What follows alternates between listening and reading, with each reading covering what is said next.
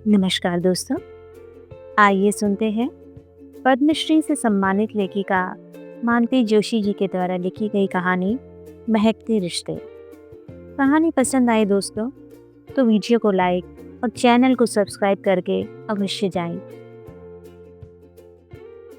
Good morning ma'am. Morning doctor Bundela. आइए, आप ही की राह देख रही थी। कोई खास बात मैम? भाई वो मिसेस त्रिपाठी आ गई है। सोचती हूँ कल ऑपरेट कर ही डाले। तुम जरा इनिशियल चेकअप कर लो। कौन मिसेस त्रिपाठी मैम? परसों तुम्हें पेपर्स नहीं दिखाए थे मैंने? तुम कह रही थी कि मोनोग्राफी रिपोर्ट पढ़कर तो मुझे गश आ रहा है। It is an interesting case. Open करने पर हमें क्या क्या दिखाई देगा कहना मुश्किल है। इसीलिए चाहती हूँ कि कल तुम मेरे पास रहो। ऐसे ही तो सीखते हैं। लेकिन मैम, क्या इस स्टेज में ऑपरेट करना ठीक होगा? क्या वे सस्टेन कर पाएंगी? तो दूसरा कोई चारा भी तो नहीं है।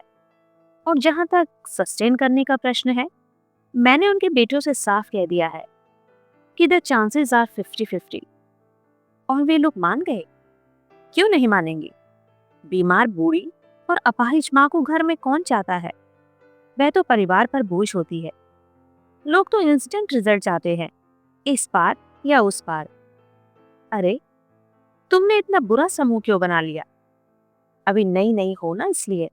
जब मुझ जैसी सीजन्ड हो जाओगी तब समझोगी कि मैं गलत नहीं कह रही थी।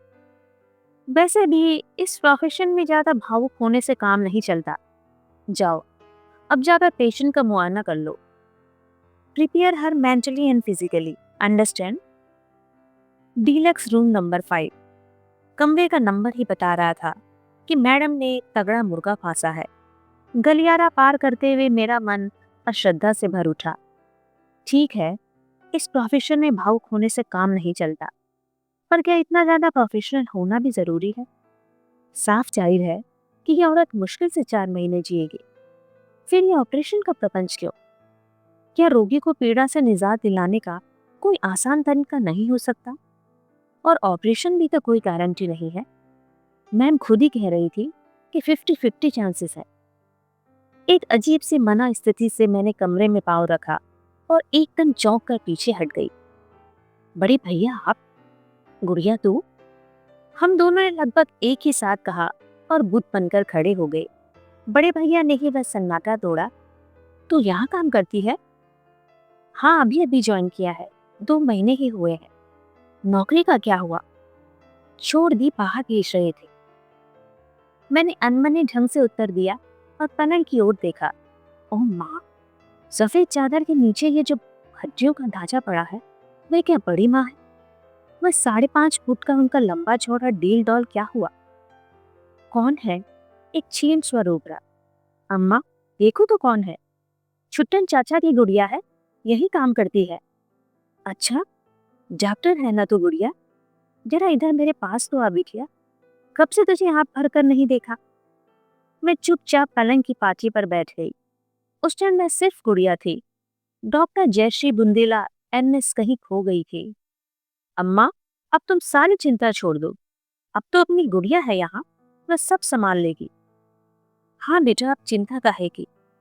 अब तो मेरी बिटिया मुझे मिनटों में चंगा कर देगी। इतनी सी बात कहते हुए भी वो हाँफ रही थी। मैंने उनके सिर पर हौले से हाथ फेरा, औपचारिक से 2 जुमले कहे और केस पेपर्स बगल में दबाई वहां से उठाई। चेकअप करने का मुझे हौसला ही ना रहा। मुझे मालूम था बड़े भैया गलियारे में काफी दूर तक मेरे पीछे चले आए थे, पर मैंने जानबूझकर मुड़कर नहीं देखा।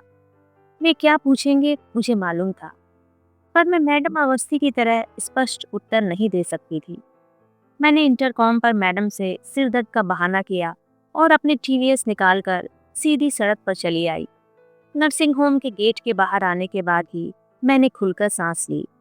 मन इतना अशांत था कि मैं दिशा ज्ञान से शून्य होकर भी गाड़ी चला रही थी।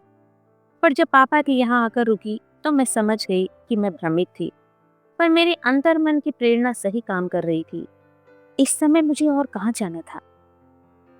रोता हुआ बच्चा माँ की गोद में आकर ही मुँह छिपाता है, लेकिन माँ तो खुद ही रो पड़ी। सारा किस्सा सुनकर एकदम व्याकुल हो उठी वे। जिज्जी इतनी बीमार चल रही है और हमें किसी ने खबर तक ना की। गुड़िया, आज मुझे अपने साथ तो ले चल, मैं सुरेश की ऐसी खबर लूंगी। कोई जरूरत नहीं है, पापा गुर्राए। क्यों? जरूरत क्यों नहीं है? यह तो संयोग की बात है कि वे लोग गुड़िया के नर्सिंग होम में आए हैं, नहीं तो हमें पता नहीं कब खबर लगती। पापा एकदम उबल पड़े। संयोग वगैरह सब बकवास है।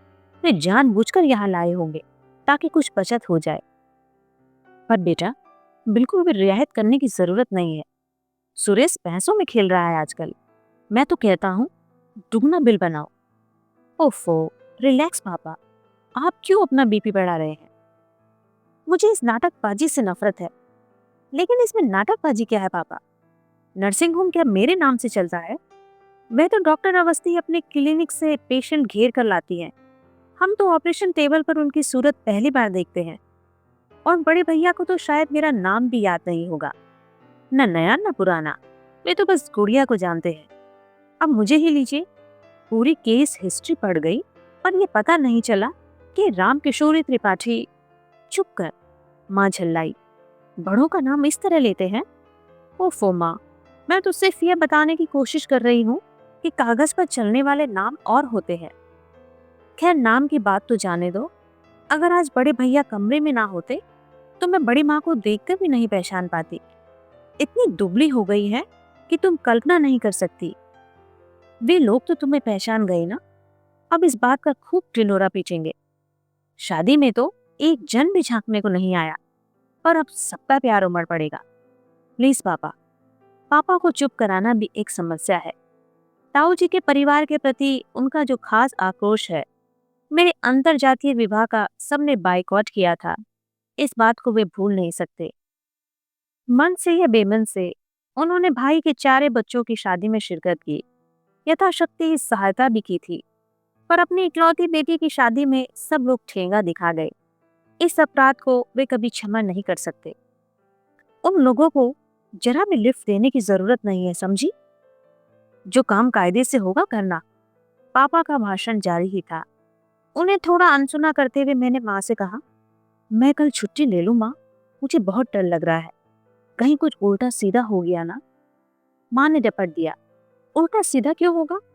इतने दिन कॉलेज में क्या घास छीलती रही, और छुट्टियां लोगी तो क्या अच्छा लगेगा? अपने लोग होते किस लिए हैं? फिर भी छुट्टी लेने का तो मैं पक्का इरादा कर चुकी थी। उसके लिए केवल एक नैतिक समर्थन चाहती थी। माँ के यहाँ बात ना बनी तो मैंने घर आकर खाने की टेबल पर अपनी रामायण छेड़ दी। अजय ने शांति से सब कुछ सुन लिया, फिर कहा, darling, you should behave as a doctor. अगर केस सचमुच संगीन है तो सावधानी और भी जरूरी है। लेकिन अगर कुछ उल्टा सीधा हो गया तो क्या? वे लोग तुम्हें फांसी चढ़ा देंगे।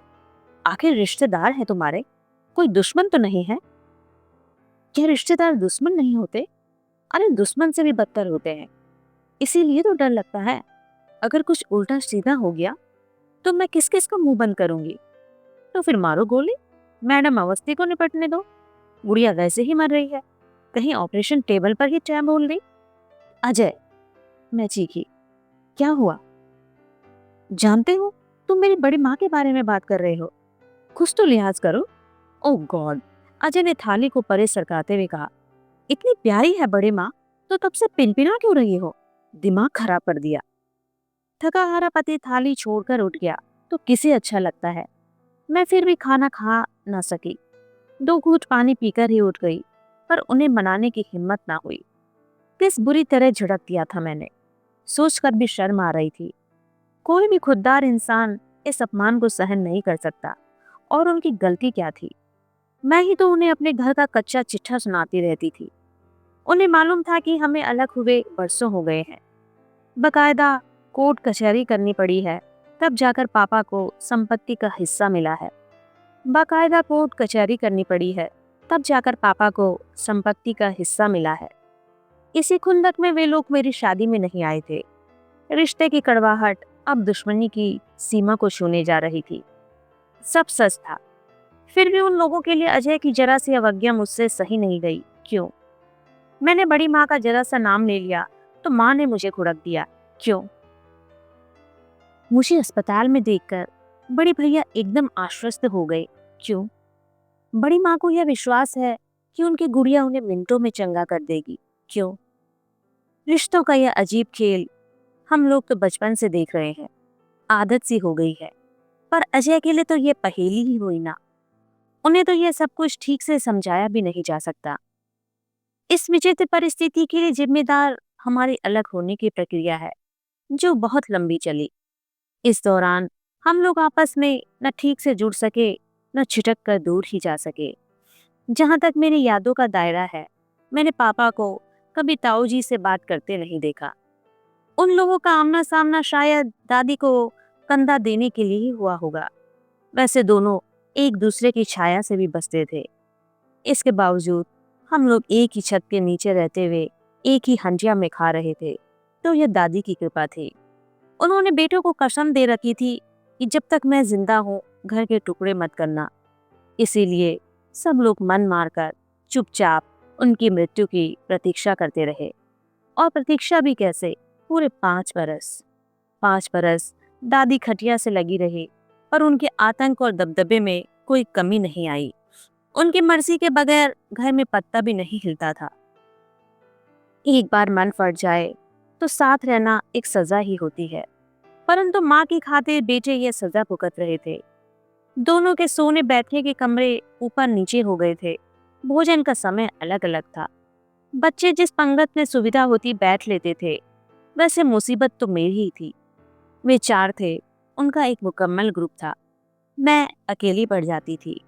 मर्जी होती तो वो मुझे साथ कर लेते थे, नहीं तो झिड़क देते थे। तब बड़ी माँ बच्चों को डांटती थी और माँ मुझे घसीट कर ऊपर ले जाती थी। माँ और बड़ी माँ को मैंने कभी झगड़ते नहीं देखा, पर कभी साथ बैठकर खाते या गप्पे लड़ाते भी नहीं देखा।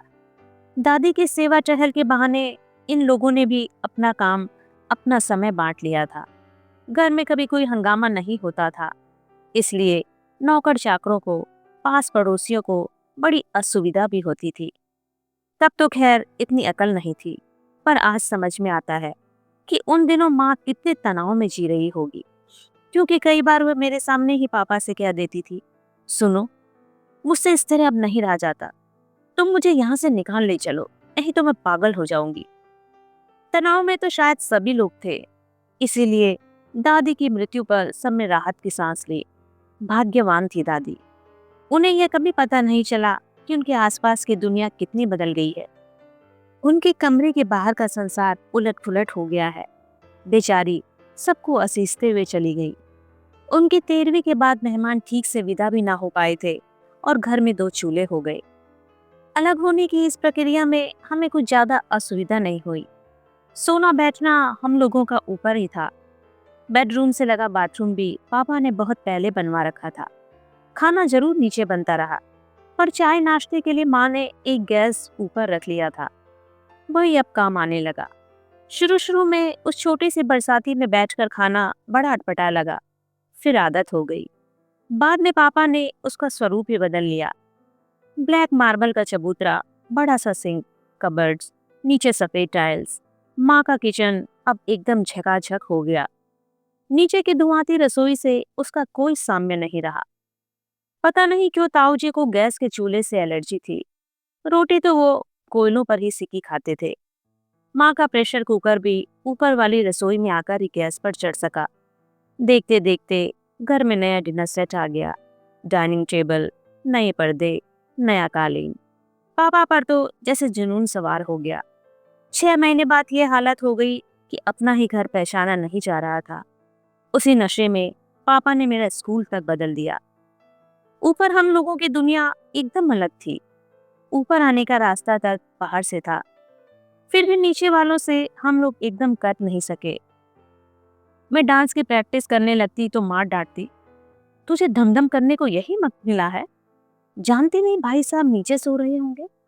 अगर गैलरी में बैठकर ट्रांजिस्टर सुनती तो फिर डांट पड़ती, जरा धीरे नहीं चल सकती, सुरेश की परीक्षाएं चल रही है ना।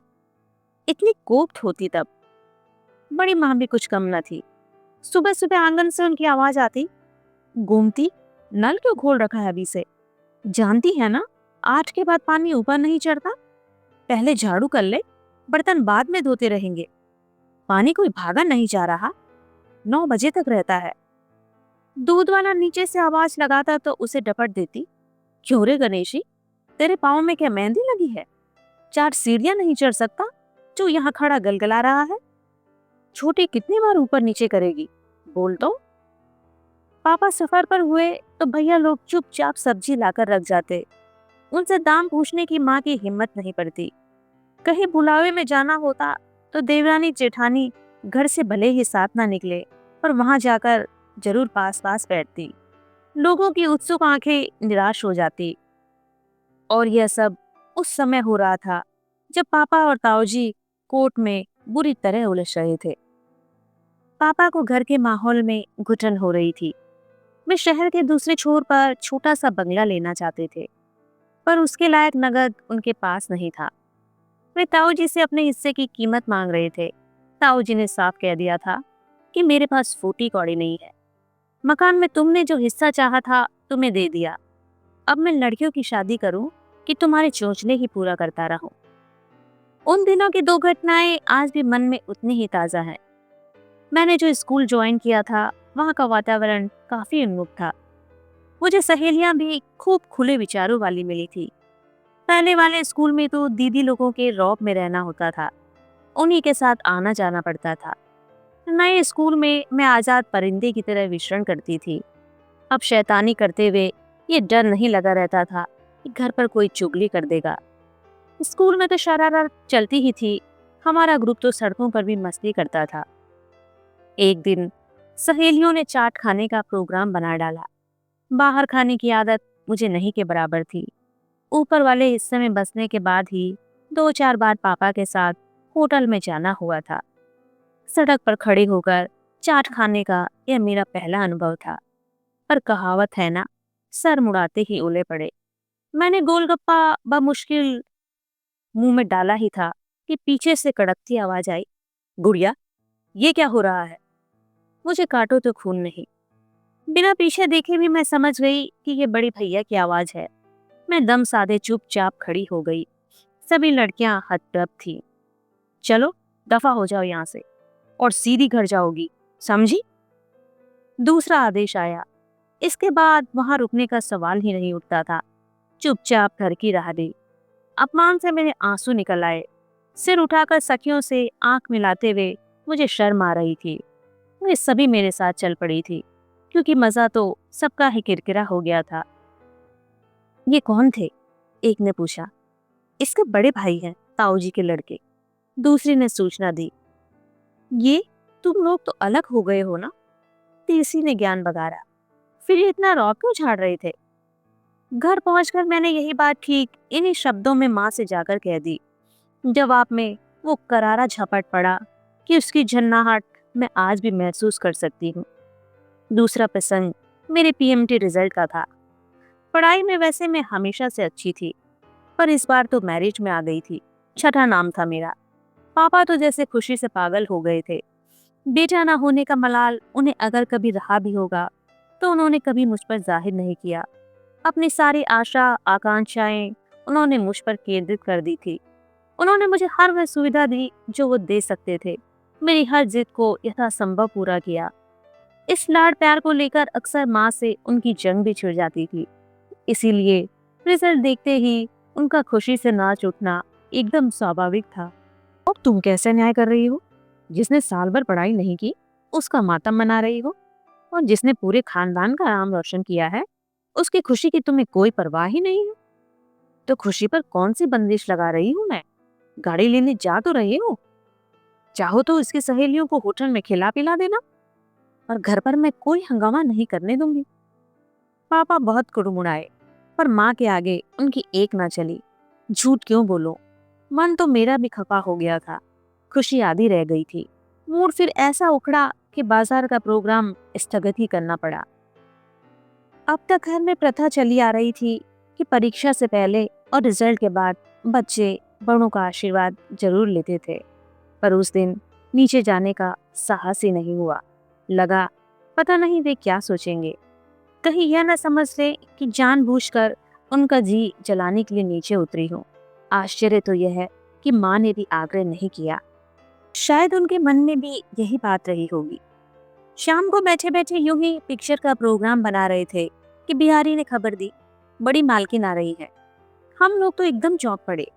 बड़ी माँ तो कभी ऊपर आती ही नहीं।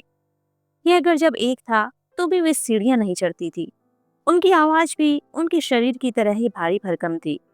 जब भी जरूरत होती नीचे से आवाज दे देती। इसीलिए माँ तो एकदम बदहवास हो गई। आगे बढ़कर उन्हें भीतर लिवा लाई। उन्हें सोफे पर बिठाकर पैर छूते हुए बोली, जी जी आपने क्यों तकलीफ की, मुझे बुलवा लिया होता। तुम बड़े लोग हो भाई, तुम्हें कैसे भुलवाते। बड़ी माँ हाँफते हुए बोली, लो यह प्रसाद लो। और उन्होंने लड्डुओं से भरा कटोरदान हमारे सामने रख दिया। शायद आंचल में छुपाकर लाई थी। हमने एक दूसरे की ओर देखा तो क्या महेश भैया। आखिर माँ से रहा नहीं गया, पूछ ही लिया, जीजी प्रसाद काहे का है। अरे मेरी बिटिया मेडिकल में चुन ली गई है ना, वो क्या कहते हैं मेरिट में नंबर आया है ना, उसी की मिठाई बांट रही हूँ। लो तुम भी मीठा मुंह कर लो। हम लोगों ने शर्म से गर्दन झुका ली। माँ ने मुझे हल्का सा इशारा किया तो मैंने झट से उनके पैर छू लिए। मेरा माथा चूमते हुए बड़ी माँ बोली, छोटी तुम लोग तो एकदम अंग्रेज हो गए हो। घर में इतनी बड़ी खुशी हो गई पर कुल देवता 5 पैसे की मिश्री का भोग भी न पा सके। तुम लोगों को तो सब सुहाता है भाई, पर मैं तो बड़ी हूं ना, मुझे तो ऊंच नीच देखनी पड़ती है। जी जी, माँ ने सिर झुकाए ही कहा, दरअसल महेश के रिजल्ट से मन इतना खराब हो गया था। अरे वाह, यह कोई बात हुई। जो पढ़ेगा नहीं वह तो फेल होगा ही। उसके लिए क्या हम अपनी गुड़िया की खुशियां न मनाएंगे। अरे पूरे खानदान में आज तक कोई डॉक्टर नहीं बना, ये पहली 30 मार खा है। बड़ी माँ ने प्यार से मेरे गाल थपथपाते हुए कहा, अरे जीजी इसकी क्या खुशियां मनाए, डॉक्टर बनेगी और अपने घर का रास्ता नापेगी। खर्च हम करेंगे, नाम किसी और का चलेगा। हाँ, लड़का डॉक्टर बनता तो अपने घर में रहता। अरे कहीं जाए, कोई भी नाम ले ले, कहलाएगी तो हमारी ही बिटिया। क्यों बुढ़िया। बेटा अब जल्दी से डॉक्टर बन जा तू, मैं तुझसे ही इलाज करवाऊंगी। इस बेकूफ से इलाज करवाकर आपको मरना है क्या जीजी। अरे मरना ही होगा तो अपनी बिटिया के हाथों मरूंगी, उन कसाईयों को जस क्यों दूं। अब याद आ रहा है, वह विश्वास, वह प्यार आज भी वैसा ही बना हुआ है। और इस बीच कितने तूफान गुजर गए। पापा मुकदमा जीत गए थे। ताऊ जी को मजबूर होकर ऊपर वाला मकान गिरवी रखना पड़ा, तभी पापा को पैसे दे सके। उन पैसों से पापा ने नगर के दूसरे छोर पर एक बंगला खरीदा था। अरसे बाद हम लोगों ने खुलकर सांस ली थी। ताऊ जी गृह प्रवेश पर भी नहीं आए थे। मरते दम तक उन्होंने पापा से बात नहीं की। औरों से भी धीरे धीरे संपर्क कटने लगा। सड़कों की दूरी मन को भी व्याप गई। रिश्तों की डोर खिंचती ही चली गई। मेरा अंतरजातीय विवाह आखिर आघात साबित हुआ। सब कुछ एक बारगी ही समाप्त हो गया। पर कहाँ, आज माँ को, बड़ी माँ को देख सुनकर लगा कुछ भी तो समाप्त नहीं हुआ। रिश्तों की वह महक अभी भी उतनी ही ताजी है। समय की गर्द, विवादों की आंधी उसका कुछ भी बिगाड़ नहीं पाई है। रात मैंने अजय से कहा, सुनो, कल तुम अकेले ही नाश्ता कर लेना, मैं जरा जल्दी जाने की सोच रही हूँ। दोपहर की झड़प के बाद यह हमारी पहली बातचीत थी। शाम को वे बिना कुछ कहे क्लिनिक चले गए थे। रात का खाना भी हमने निशब्द ही खाया था। अब भी उन्होंने पत्रिका से आंख हटाए बिना ही कहा, ओके। उन्होंने सोचा होगा मैं आगे भी कुछ कहूंगी, पर जब मैं चुपचाप बिस्तर में दुबक गई तो यह उपेक्षा का नाटक उनसे और नहीं खेला गया। बोले, बाय द वे, इतनी सुबह जाना कहाँ है। नर्सिंग होम जाऊंगी, शायद 9:30 बजे उन्हें टेबल पर लेने वाले हैं। मैं पहुंच जाऊंगी तो बड़ी माँ का हौसला बना रहेगा। बहुत जल्दी घबरा जाती है वे। उनके साथ और लोग भी तो होंगे। है ना, बेटे हैं, बहुएं हैं, पर बेटे तो आप जानते हैं ठस होते हैं। संवेदनाओं से उनका दूर का भी रिश्ता नहीं होता। और बहुएं तो खैर बहुएं ही हैं, उन्हें बेटी की जगह थोड़े ही ले सकती हैं। वे कुछ देर तक मुझे गौर से देखते रहे, फिर बोले, तो गोया अब आप ऑपरेशन में हिस्सा लेंगी। ऑफ कोर्स, सुबह तो आपके ख्यालात कुछ और ही थे। हाँ, उस समय मैं कुछ दूसरी बात सोच रही थी, पर अब लगता है डॉक्टर को इतना डरपोक नहीं होना चाहिए। दरअसल मैं इसलिए घबरा रही थी कि ईश्वर न करे और ऑपरेशन के दौरान कुछ अगट हो जाने की पूरी संभावना है। दुर्भाग्य से अगर ऐसा कुछ हो गया तो मेरा वहां होना बहुत जरूरी है। कम से कम वे अजनबी लोगों के बीच अकेली तो ना होंगी। कोई तो अपना उनके पास होगा जो आखिरी सांस तक उनका हाथ थामे रहेगा। वे आश्चर्य से भरकर मुझे देखते रहे। मैं भी उनकी ओर अपलक देखती रही। फिर एकाएक मेरे आंसू निकल आए। पर ऐसा होगा नहीं ना? मैंने आकुल स्वर में पूछा और भरभरा कर रो पड़ी। उस समय मैं डॉक्टर नहीं थी, सिर्फ गुड़िया थी, जिसके लिए बड़ी माँ ने कहा था, मरना ही होगा तो अपनी बिटिया के हाथों मरूंगी। उन कसाईयों को जस क्यों दूं?